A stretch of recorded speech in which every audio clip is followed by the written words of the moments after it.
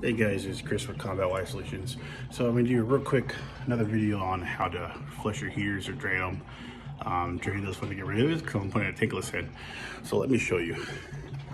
So I always like to connect my hose, run outside, flathead screwdriver, open that up on this model, and I like to start pushing it out with the pressure while everything's still on up there. And once it blows out, in this case, I shut it off the street. Normally people would just shut it off at that valve up there, and then you would open up the TMP like this. See, it spins. This means nothing. It's just a spring. Make it stand out so it opens up and it can drain. And then you would take your gas control and you would just put it to pilot so it doesn't kick on while you're working on it. But other than that, it will drain 100%. And then you can flush it, add a little more water in there and keep flushing it until you get all the sediment out, or, you know, into your liking.